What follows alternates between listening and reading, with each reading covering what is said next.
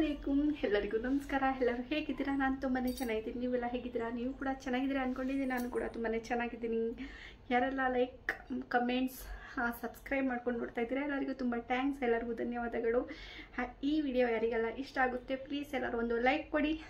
ನನ್ನ ಚಾನಲ್ನ ಸಬ್ಸ್ಕ್ರೈಬ್ ಮಾಡ್ಕೊಂಡಿಲ್ಲ ಅಂದರೆ ಸಬ್ಸ್ಕ್ರೈಬ್ ಮಾಡಿಕೊಂಡು ನನ್ನ ಚಾನಲ್ನ ನೋಡಿ. ಏನಪ್ಪ ವಿಷಯ ಅಂತ ಹೇಳಿದ್ರೆ, ಇವತ್ತಿನ ವಿಷಯ ಬಂದು ವೆರಿ ಇಂಪಾರ್ಟೆಂಟ್. ಪೂರ್ತಿಯಾಗಿ ನೋಡಿ, ಸ್ಕಿಪ್ ಮಾಡಬೇಡಿ. ಸ್ಕಿಪ್ ಮಾಡ್ದೇ ಪೂರ್ತಿಯಾಗಿ ನೋಡಿ. ಇವತ್ತು ನಾವು ಜೀವನದಲ್ಲಿ ಮಾಡೋ 5 ಮಿಸ್ಟೇಕನ್ನು ನಾವು ಮಾಡಿದ್ರೆ ನಾವು ಎಂದಿಗೂ ಕೂಡ ಯಾವತ್ತೂ ಕೂಡ ಮನಿ ಸೇವಿಂಗ್ ಮಾಡೋಕ್ಕಾಗಲ್ಲ ಮತ್ತು ಶ್ರೀಮಂತರಾಗೋಕ್ಕಾಗಲ್ಲ ಅಲ್ವಾ? ಏನಪ್ಪ ವಿಷಯ ಅಂತ ಕೇಳಿದ್ರೆ ಪೂರ್ತಿಯಾಗಿ ನೋಡಿ, ಸ್ಕಿಪ್ ಮಾಡಬೇಡಿ. ನಾವು ಫಸ್ಟು ನಮ್ಮ ಹತ್ರ ಹಾಸಿಗೆ ಇದ್ದಷ್ಟು ಕಾಲು ಚಾಚಿ ಅಂತ ಹೇಳ್ತಾರಲ್ಲ, ಹಾಗೆಯೇ ನಾವು ನಮ್ಮ ಆಸೆಗಳು ಏನಿದೆ, ನಾವು ಸ್ವಲ್ಪ ಮಿಡಲ್ ಕ್ಲಾಸ್ ಜನ ಅಂತ ಹೇಳಿದ್ರೆ ನಮ್ಮ ಆಸೆಗಳು ಏನಿದೆ ಅದನ್ನು ಕಟ್ಟಾಕಬೇಕು. ಅದು ನಮ್ಮದು ಫಸ್ಟು ಇದು. ಇಲ್ಲಾಂದರೆ ಏನು ಮಾಡ್ತೀವಿ ಅಂದರೆ ಫಸ್ಟು ಏನೆಲ್ಲ ನೋಡ್ತೀವಿ ಅದ್ರ ಬಗ್ಗೆ ಎಲ್ಲ ಆಸೆ ಪಡ್ತೀವಿ. ನಾವು ಅದನ್ನು ತೊಗೊಳ್ಳೇಬೇಕು. ಫಸ್ಟ್ ಟೈಮ್ ನೋಡಿದ ತಕ್ಷಣವೇ ತೊಗೋಬೇಕು ಅನಿಸ್ಬಿಡುತ್ತೆ. ಏನಾದರೂ ಮಾಡಿ, ಸಾಲನಾದರೂ ಮಾಡಿ, ಅವ್ರ ಹತ್ರ ಈಸ್ಕೊಂಡಾದರೂ ಸಾಲನಾದರೂ ಮಾಡಿ ನಾವು ತೊಗೋತೀವಿ. ಅದನ್ನು ಆ ಮಿಸ್ಟೇಕ್ ಮಾಡಲೇಬೇಡಿ. ಯಾಕೆಂದರೆ ಅದು ನಿಮಗೆ ಅವಶ್ಯಕತೆ ಇದೆಯಾ? ಇವಾಗ ನೋಡಿದ ತಕ್ಷಣ ನಿಮಗೆ ಇಷ್ಟ ಆಯಿತು, ತೊಗೋಬೇಕು ಅನ್ಕೋತೀರಾ, ಅದನ್ನೇ ಒಂದು ನೋಟ್ಬುಕ್ಕಲ್ಲಿ ಬರೆದಿಡಿ, ಸರಿನಾ? 3 ರಿಂದ 4 ದಿನ ಯೋಚನೆ ಮಾಡಿ, ಓಕೆನಾ? 3 ರಿಂದ 4 ದಿನ ನಿಮಗೆ ಬೇಕಂತ ಯೋಚನೆ ಮಾಡಿ. ಅದೇ ನೋಟ್ಬುಕ್ನ 4 ದಿನ 5 ದಿನ ಆದಮೇಲೆ ತೆಗೆದು ನೋಡಿ. ನೀವು ಅದ್ರ ಮೇಲೂ ನನಗೆ ಇಷ್ಟ ಆಗಿದೆ, ಅದು ಬೇಕಲೇಬೇಕು ಅಂದರೆ ಖಂಡಿತವಾಗ್ಲೂ ತೊಗೊಳ್ಳಿ. ಯಾಕೆಂದರೆ ಅದು ಅವಶ್ಯಕತೆ ಇರುತ್ತೆ.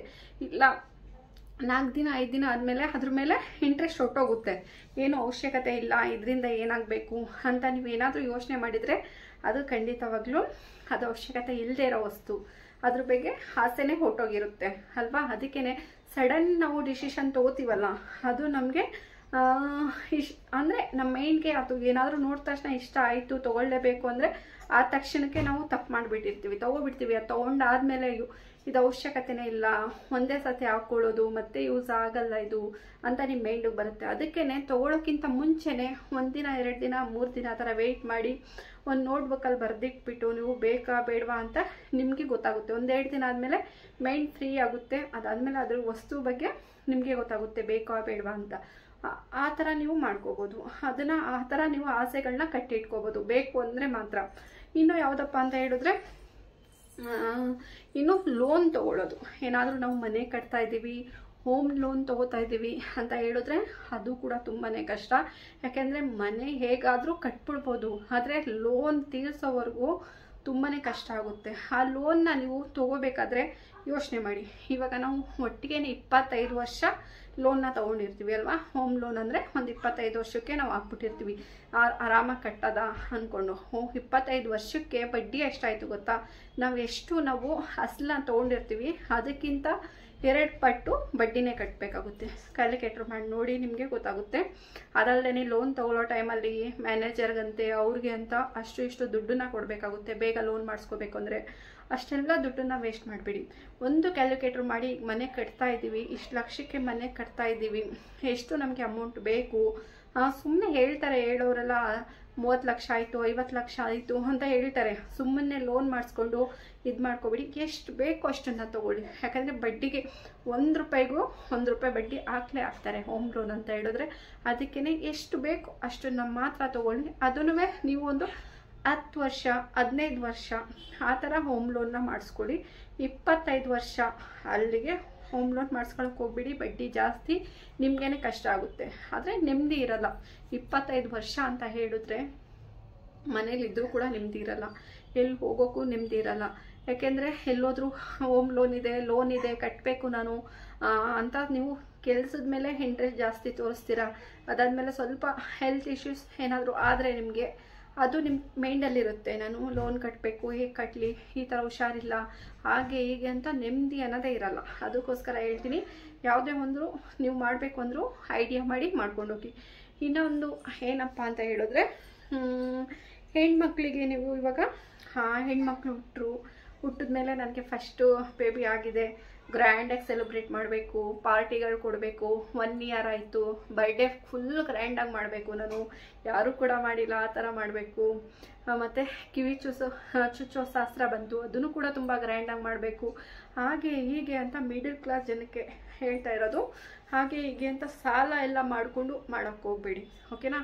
ಎಷ್ಟರಲ್ಲಿದೆ ಅಷ್ಟರಲ್ಲಿ ಮಾತ್ರ ಮಾಡಿ. ಅದೇ ದುಡ್ಡನ್ನು ಏನು ಮಾಡ್ತೀರಾ ನೀವು, ಏನಾದರೂ ನೀವು ಸೇವಿಂಗ್ ಮಾಡಿರ್ತೀರಾ ಅವ್ರಿಗೋಸ್ಕರ ಅಂತ ಹೇಳಿದ್ರೆ ಅದನ್ನೇ ನೀವು ಒಂದು 50,000ಇಂದ 1 ಲಕ್ಷ ಆ ಹುಡುಗಿ ಮೇಲೆ ಆ ಹೆಸರಲ್ಲಿ ಡಿಪಾಸಿಟ್ ಮಾಡಿಬಿಡಿ, ಓಕೆನಾ. ಡಿಪಾಸಿಟ್ ಮಾಡಿಬಿಡಿ, ಅದು ನಿಮಗೆ ಒಳ್ಳೆ ಇನ್ಕಮನ್ನು ಕೊಡುತ್ತೆ. ಒಂದು 10 ವರ್ಷ 15 ವರ್ಷ 18 ವರ್ಷ ಆ ಮಗುಗೆ ಫ್ಯೂಚರ್ಗೆ ಏನು ಬೇಕು ಅನ್ನೋದನ್ನ ನೀವೇ ಡಿಸೈಡ್ ಮಾಡೋ ಅಷ್ಟು ಯೋಚನೆ ಮಾಡ್ತೀರಾ ಅಂತ ಹೇಳಿದ್ರೆ ಇದನ್ನು ನೀವು ಖಂಡಿತವಾಗ್ಲೂ ಮಾಡಿ. ಖಂಡಿತವಾಗ್ಲೂ ಯೂಸ್ಫುಲ್ ಆಗುತ್ತೆ. ಆ ಹುಡುಗಿಗೆ ಎಜುಕೇಷನ್ಗಾಗಲಿ ಯೂಸ್ ಆಗುತ್ತೆ, ಇಲ್ಲಾಂದರೆ ಅವ್ರ ಮದುವೆ ಟೈಮ್ಗೆ ಯೂಸ್ ಆಗುತ್ತೆ, ಯಾವುದೋ ಒಂದು ವಿಷಯಕ್ಕೆ ಆ ಮಕ್ಕಳಿಗೆ ಯೂಸ್ ಆಗುತ್ತೆ. ಅದೇ ದುಡ್ಡನ್ನು ಡಿಪಾಸಿಟ್ ಮಾಡಿ. ಇಲ್ಲ ನನ್ನ ಹತ್ರ ಅಷ್ಟಿಲ್ಲ ಅಂತ ಹೇಳಿದ್ರೆ ಏನು ಮಾಡ್ತೀರಾ ಅಂದರೆ ಅದೇ ದುಡ್ಡನ್ನ ಒಂದು ಒಡವೆ ಮೇಲೆ ಹಾಕಿ, ಓಕೆನಾ. ಒಂದು ಒಡವೆ ತೊಗೊಳ್ಳಿ. ಅದೇ ಯಾರೆಲ್ಲ ಇದು ಗಿಫ್ಟ್ ಎಲ್ಲ ಕೊಡ್ತಾರೆ ಇವಾಗ, ನಿಮ್ಮ ಅಜ್ಜಿ ಆ ಹುಡುಗಿ ಅಜ್ಜಿ, ನಿಮ್ಮಮ್ಮ, ಅತ್ತೆ, ಮಾವ ಅಂತ ಯಾರೆಲ್ಲ ಇರ್ತಾರೆ ಅವರೆಲ್ಲ ಏನು ಮಾಡ್ತಾರೆ ಅಂದರೆ ಗಿಫ್ಟ್ಗಳನ್ನ ಕೊಡ್ತಾರೆ. ಸುಮ್ಮನೆ ವೇಸ್ಟ್ ಆಗೋ ಗಿಫ್ಟ್ಗಳು, ಇವಾಗಲೇ ಹೊಡೆದೋಗೋ ಅಂಥ ಗಿಫ್ಟ್ಗಳು ಆ ಥರ ಕೊಡ್ತಾರೆ.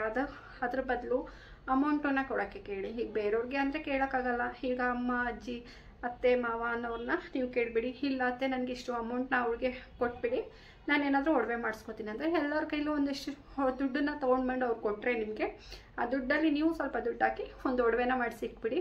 ಆವಾಗ ನಿಮಗೆ ಫ್ಯೂಚರ್ಗೆ ಹೆಲ್ಪ್ ಆಗುತ್ತೆ, ಯಾವುದೇ ಒಂದು ಕಷ್ಟ ಕಾಲಕ್ಕೆ ಹೆಲ್ಪ್ ಆಗುತ್ತೆ. ಇಲ್ಲಾಂದರೆ ಆ ಹುಡುಗಿದು ಅಂತ ಎತ್ತಿಟ್ಬಿಟ್ರೆ ಹುಡುಗಿನೋ ಹುಡುಗನೋ, ಓಕೆನಾ. ಯಾವುದೋ ಒಂದು ಮಕ್ಕಳು ಅಂದರೆ ಯಾವುದೋ ಒಂದು ಅಮೌಂಟ್ ಬಂದಮೇಲೆ ಒಂದು ಒಡವೆನ ಅವ್ರ ಹೆಸರಿಗೆ ತೆಗೆದು ಇಟ್ಬಿಡಿ, ಆವಾಗಲೂ ಕೂಡ ಫ್ಯೂಚರ್ಗೆ ಯೂಸ್ ಆಗುತ್ತೆ. ಇನ್ನು ಏನಪ್ಪ ಅಂತ ಹೇಳಿದ್ರೆ ಇವಾಗ car loan, bike loan, mobile loan ನನ್ನ ತೊಗೊಳಕ್ಕೆ ಹೋಗಬೇಡಿ ಜಾಸ್ತಿ. ಇವಾಗ ಆಲ್ರೆಡಿ ನಿಮ್ಮ ಹತ್ರ ಒಂದು ಮೊಬೈಲ್ ಇದೆ ಅಲ್ವಾ, ಮೊಬೈಲ್ ಇದೆ, ಈಗ ಹೊಸ ಮಾಡೆಲ್ ಬಂತು ನನಗೆ ಅದನ್ನು ತೊಗೋಬೇಕು, ಅವ್ರ ಹತ್ರ ತೊಗೊಂಡಿದ್ದಾರೆ, ನನ್ನ ಹತ್ರ ಅವ್ರ ಹತ್ರ ರಾಡೋ ಹಚ್ಚಿದೆ, ನಾನು ತೊಗೊಳ್ಬೇಕು, ನನಗೂ ಬೇಕಲೇಬೇಕು ಅಂತ ಹಠ ಮಾಡೋದು. ಅವ್ರು ಯಾವುದೋ ಹೊಸ ಪರ್ಚೇಸ್ ಮಾಡಿದ್ರು, ಹೊಸದೇನಾದರೂ ವಸ್ತು ಪರ್ಚೇಸ್ ಮಾಡಿದ್ರು, ನಾನು ತೊಗೋಬೇಕು ಅನ್ನೋ ಆಸೆನ ಸ್ವಲ್ಪ ಕಡಿಮೆ ಮಾಡಿ. ಯಾಕೆಂದರೆ ಈಗ ನಮ್ಮ ಹತ್ರ ಎಷ್ಟಿದೆ ಅದರಲ್ಲಿ ಖುಷಿ ಪಡಬೇಕು ನಾವು, ಓಕೆನಾ. ಅವ್ರೇನೋ ಹಾಕಿದ್ದಾರೆ ಅಂತ ನೋಡಿ ಹೊಟ್ಟೆ ಉರಿ ಪಡೋದಲ್ಲ. ಅವ್ರಿಗೆ ಬಂದಿದ್ದು ಅವ್ರಿಗೆ, ನಮಗೆ ಬಂದಿದ್ದು ನಮಗೆ, ಓಕೆನಾ. ನಾವು ಬುದ್ಧಿವಂತಿಕೆಯಿಂದ ನಾವು ಮುಂದೆ ಸೇವಿಂಗ್ಸ್ ಹೇಗೆ ಮಾಡೋದು ಅನ್ನೋದನ್ನ ಕಲ್ತ್ಕೋಬೇಕು. ಆವಾಗ ನಮಗೆ ನಿಜವಾಗ್ಲೂ ಮುಂದೆ ಒಂದಿನ ಖಂಡಿತವಾಗ್ಲೂ ಒಳ್ಳೆಯದಾಗುತ್ತೆ. ಇವಾಗಿಂದ ನಮ್ಮ ಆಸೆಗಳನ್ನ ನಮ್ಮ ಹಿಡಿತದಲ್ಲಿ ಇಟ್ಕೊಂಡ್ರೆ ನಮ್ಮ ಆಸೆಗಳನ್ನ ಖಂಡಿತವಾಗ್ಲೂ ಮುಂದೊಂದು ಇದನ್ನು ನಾವು ಒಳ್ಳೆ ಫ್ಯೂಚರಲ್ಲಿ ಮುಂದೆ ಬರ್ತೀವಿ. ಆ ಥರ ಮಾಡಿ. ಇನ್ನು ಏನಪ್ಪ, ಹೆಣ್ಮಕ್ಳು, ಇದು ಗಂಡು ಮಕ್ಳಿಗಾಯಿತು ಕಾರು, ಬೈಕು, ಮೊಬೈಲ್ಸ್ ಅಂತ ಹೇಳಿದ್ರೆ, ಇದು ಬಂದು ಹೆಣ್ಮಕ್ಳು ಮನೇಲೇ ಕೂತ್ಕೊಂಡು ಏನು ಮಾಡ್ತೀರಾ ಅಂತ ಹೇಳಿದ್ರೆ ಎಷ್ಟೇ ಅಮೌಂಟನ್ನ ಕೊಟ್ಟರು ಅವ್ರಿಗೆ ಸಾಲಲ್ಲ. ಯಾಕೆ ಅಂತ ಹೇಳಿದ್ರೆ ಅವರು ಜಾಸ್ತಿ ಶಾಪಿಂಗ್ ಮಾಡೋದು, ದುಡ್ಡನ್ನು ವೇಸ್ಟ್ ಮಾಡೋದು, ಯಾರಾದರೂ ಕೇಳಿದ್ರೆ ಕೊಟ್ಬಿಡೋದು ಅಲ್ವಾ. ಎಷ್ಟೋ ಜನ ಹೆಣ್ಮಕ್ಳು ಇದನ್ನು ಮಾಡ್ತೀರಾ, ಓಕೆನಾ. ಯಾರು ಮಾಡ್ತೀರಾ ಅಂತ ಕಮೆಂಟನ್ನು ಮಾಡಿ. ಸ್ವಲ್ಪ ನಿಮ್ಮ ಕೈ ಹಿಡಿತದಲ್ಲಿ ಇಟ್ಕೊಳ್ಳಿ. ಯಾಕೆಂದರೆ ನೀವು ಒಂದು ಸ್ವಲ್ಪ ಕೂತ್ಕೊಂಡು ಒಂದು ನೋಟ್ಬುಕ್ಕಲ್ಲಿ ಬರ್ಕೊಳ್ಳಿ, ನಾನು ದಿನ ಎಷ್ಟು ಖರ್ಚನ್ನು ಮಾಡ್ತಾಯಿದ್ದೀನಿ, ಎಷ್ಟು ಸೇವಿಂಗ್ ಮಾಡ್ತಾಯಿದ್ದೀನಿ ಅಂತ ನೀವು ಒಂದು ನೋಟ್ಬುಕ್ಕಲ್ಲಿ ಬರ್ಕೊಳ್ಳಿ. ದಿನನಿತ್ಯದ ಒಂದು ದಿನದ ಖರ್ಚು ಎಷ್ಟಾಗುತ್ತೆ ನಮ್ಮ ಮನೆಗೆ, ಬೇಡದೇ ಇರೋ ಖರ್ಚು ಯಾವುದು, ಬೇಕಿರೋ ಖರ್ಚು ಯಾವುದು ಅಂತ ಒಂದು ನೋಟ್ಬುಕ್ಕಲ್ಲಿ ಬರ್ಕೊಳ್ಳಿ ನೀವು. ಆವಾಗ ನಿಮಗೆ ಅರ್ಥ ಆಗುತ್ತೆ, ಓ ನಾನು ಇಷ್ಟೆಲ್ಲ ದುಡ್ಡು ವೇಸ್ಟ್ ಮಾಡ್ತಾ ಇದ್ದೀನಾ, ನನಗೆ ಗೊತ್ತಿಲ್ಲದೇ ಇಷ್ಟು ವೇಸ್ಟ್ ಮಾಡಿದ್ದೀನಿ ಅಂದರೆ, ಇಷ್ಟು ವೇಸ್ಟ್ ಮಾಡಿದ್ದೀನಿ ಅಂದರೆ ಒಂದು ವಾರಕ್ಕೆ ಎಷ್ಟು ವೇಸ್ಟ್ ಮಾಡಿದೆ, ಒಂದು ತಿಂಗಳಿಗೆ ಎಷ್ಟು ವೇಸ್ಟ್ ಮಾಡಿದ್ದೀನಿ, ನಾನು ಒಂದು ವರ್ಷಕ್ಕೆ ಎಷ್ಟು ವೇಸ್ಟ್ ಮಾಡಿದ್ದೀನಿ ಅಂತ ನೀವು ಅದರಲ್ಲೇ ಕ್ಯಾಲ್ಕುಲೇಟರ್ ಹಾಕ್ಕೊಳ್ಳಿ, ನಿಮಗೆ ಗೊತ್ತಾಗುತ್ತೆ. ಅದನ್ನೆಲ್ಲ ದುಡ್ಡನ್ನು ನೀವು ಸೇವಿಂಗ್ ಮಾಡಿದರೆ ಇವಾಗ ನೀವು ನಿಮ್ಮ ಹತ್ರ ದುಡ್ಡು ಇರ್ತಿತ್ತು, ಇಲ್ಲ ಒಡವೆ ಇರ್ತಾಯಿತ್ತು ಅಲ್ವಾ. ಅದಕ್ಕೋಸ್ಕರ ಯಾವುದೇ ಒಂದು ಕೆಲಸ ಮಾಡಬೇಕು ಅಂದರೂ ಕ್ಲೀನಾಗಿ ಒಂದು ನೋಟ್ಬುಕ್ಕಲ್ಲಿ ಬರ್ಕೊಳ್ಳಿ. ಆವಾಗ ನಿಮಗೆ ಲೆಕ್ಕನೂ ಸಿಗುತ್ತೆ, ದುಡ್ಡು ಎಲ್ಲಿ ವೇಸ್ಟ್ ಆಗ್ತಿದೆ ಅನ್ನೋದು ಕೂಡ ನಿಮಗೆ ಗೊತ್ತಾಗುತ್ತೆ ಅಲ್ವಾ. ದುಡ್ಡು ನಾನು ಎಲ್ಲಿ ವೇಸ್ಟ್ ಮಾಡ್ತಾಯಿದ್ದೀನಿ, ಎಲ್ಲಿ ಸೇವಿಂಗ್ ಮಾಡ್ತಾಯಿದ್ದೀನಿ, ಇಷ್ಟು ಅಮೌಂಟ್ನ ನಾನು ಹೇಗೆ ಸೇವಿಂಗ್ ಮಾಡಿದೆ ಅನ್ನೋದನ್ನ ನೀವು ಒಂದು ನೋಟ್ಬುಕ್ಕಲ್ಲಿ ಬರೆದಿಟ್ಕೊಂಡ್ರೆ ಖಂಡಿತವಾಗ್ಲೂ ಇವತ್ತಲ್ಲ ನಾಳೆ ನಿಮಗೆ ಏನು ತಪ್ಪು ಮಾಡಿದ್ದೀರಾ ಅದನ್ನು ಅರಿವಾಗುತ್ತೆ, ಓಕೆನಾ. ವೇಸ್ಟ್ ಮಾಡಿರೋ ದುಡ್ಡು ಇವಾಗ ನಿಮಗೆ ಒಂದು 100 ರೂಪಾಯಿ 500 ರೂಪಾಯಿ ಅನಿಸ್ಬೋದು, ಓಕೆನಾ, ದಿನಕ್ಕೆ. ಅದನ್ನೇ ಒಂದು ವಾರ ಬಿಟ್ಟು ಕೌಂಟಿಂಗ್ ಮಾಡಿ ನೋಡಿ ನೀವು ಒಂದು ವಾರದಲ್ಲಿ ಎಷ್ಟು ವೇಸ್ಟ್ ಮಾಡಿರ್ತೀರಾ ಅಂತ ಅಲ್ವಾ, ಆವಾಗ ಅರ್ಥ ಆಗುತ್ತೆ. ಒಂದು ಚಿಕ್ಕ ಪುಟ್ಟ ಇವಾಗ 500 200 300 ಆ ಥರ ವೇಸ್ಟ್ ಮಾಡೋದನ್ನ ನೀವು ಅದನ್ನೇ ಒಂದು ತಿಂಗಳು 1 ವಾರ 15 ದಿನ ಬಿಟ್ಟು ಇಷ್ಟು ವೇಸ್ಟ್ ಮಾಡಿದ್ದೀನಿ, ಎಷ್ಟು ಟೋಟಲ್ ಆಯಿತು ಅಂತ ನೀವು ಕೌಂಟ್ ಮಾಡಿ ನೋಡಿ, ನಿಮಗೆ ಅರ್ಥ ಆಗುತ್ತೆ. ಇಷ್ಟೆಲ್ಲ ದುಡ್ಡು ನಾನು ವೇಸ್ಟ್ ಮಾಡ್ತಾಯಿದ್ದೀನಿ, ಯಾಕೆ ಮಾಡ್ತಾಯಿದ್ದೀನಿ ಅನ್ನೋದು ನಿಮಗೆ ಅರಿವಾಗುತ್ತೆ, ನಿಮಗೆ ಗೊತ್ತಾಗುತ್ತೆ. ಇಷ್ಟು ನಾನು ಹೇಳಿದ ಒಂದು ಮಾತು. ಇದನ್ನೆಲ್ಲ ನಾವು ಕಂಟ್ರೋಲಲ್ಲಿ ತೊಗೊಂಡ್ರೆ ಖಂಡಿತವಾಗ್ಲೂ ನಾವು ಕೂಡ ಶ್ರೀಮಂತರಾಗ್ಬೋದು, ನಾವು ಕೂಡ ದುಡ್ಡನ್ನು ಇಡ್ಬೋದು, ನಾವು ಕೂಡ ಸಾಲ ಮಾಡದೇ ಇರ್ಬೋದು ಅಲ್ವಾ. ಸಾಲ ಮಾಡ್ತೀವಿ, ಏನು ನೋಡ್ತೀವಿ ಅದನ್ನೆಲ್ಲ ತೊಗೋತೀವಿ, ಏನು ಥಿಂಕ್ ಇಲ್ದೇ ಖರ್ಚು ಮಾಡ್ತೀವಿ, ಸಿಕ್ಕಾಪಟ್ಟೆ ಖರ್ಚು ಮಾಡ್ತೀವಿ. ಅದನ್ನೆಲ್ಲ ನಾವು ಮಾಡಬೇಕಾದ್ರೆ ಸ್ವಲ್ಪ ಯೋಚನೆ ಮಾಡಿ ಮಾಡಬೇಕು ಅಲ್ವಾ. ಮುಂದೆ ಒಂದಿನ ನಾವು ಕೂಡ ಒಳ್ಳೆಯವ್ರಾಗಬೇಕು, ನಾವು ಕೂಡ ಒಂದು ಸ್ಟೇಜಿಗೆ ಬರಬೇಕು ಅಂತ ನೀವೇನಾದರೂ ಅಂದ್ಕೊಂಡ್ರೆ ಇದನ್ನೆಲ್ಲ ನೀವು ಯಾವುದು ಮಾಡಬೇಕು ಯಾವುದು ಮಾಡಬಾರ್ದು ಹೇಗಿರಬೇಕು ಅನ್ನೋದನ್ನ ಈ ವಿಡಿಯೋದಲ್ಲಿ ಹೇಳ್ಕೊಟ್ಟಿದ್ದೀನಿ. ನೀವು ಕೂಡ ಇದನ್ನು ಟ್ರೈ ಮಾಡಿ, 1 ತಿಂಗಳು ಟ್ರೈ ಮಾಡಿ, ನಿಮಗೆ ಗೊತ್ತಾಗುತ್ತೆ, ಓಕೆನಾ. ಮತ್ತು ಇನ್ನೂ ಒಂದು ವರ್ಷ ವಿಡಿಯೋದೊಂದಿಗೆ ಬರ್ತೀನಿ. ಮತ್ತು ಇನ್ನೊಂದು ವಿಷಯ ಹೇಳಬೇಕು ಅಂತ ಹೇಳಿದ್ರೆ, ನಿಮ್ಗೆ ಯಾವ ಥರ ಆದರೂ ವಿಡಿಯೋ ಬೇಕಾ, ಸೇವಿಂಗ್ಸ್ ಬಗ್ಗೆ ಆಗಲಿ, ಏನಾದರೂ ಕುಕ್ಕಿಂಗ್ ಬಗ್ಗೆ ಆಗಲಿ, ಇಲ್ಲ ಏನಾದರೂ ಬ್ಯೂಟಿ ಟಿಪ್ಸ್, ಹೆಲ್ತ್ ವಿಡಿಯೋಸ್ ಏನಾದರೂ ಬೇಕು ಅಂದರೆ ನನಗೆ ಕಮೆಂಟ್ ಮಾಡಿ ಹೇಳಿ. ನಾನು ಖಂಡಿತವಾಗ್ಲೂ ನಿಮಗೋಸ್ಕರ ನಾನು ಮಾಡ್ತೀನಿ, ಡೆಡಿಕೇಟ್ ಮಾಡ್ತೀನಿ, ಓಕೆನಾ. ನಿಮಗೋಸ್ಕರ ನಾನು ನಿಮ್ಮ ನೇಮ್ನ ಮೆನ್ಷನ್ ಮಾಡಿ ಈ ವಿಡಿಯೋನ ನಿಮಗೋಸ್ಕರ ನಾನು ಡೆಡಿಕೇಟ್ ಮಾಡ್ತೀನಿ, ಓಕೆನಾ. ಟೇಕ್ ಕೇರ್, ಬಾಯ್ ಬಾಯ್. ನಾಳೆ ಇನ್ನೊಂದು ವಿಡಿಯೋದೊಂದಿಗೆ ಬರ್ತೀನಿ, ಬಾಯ್.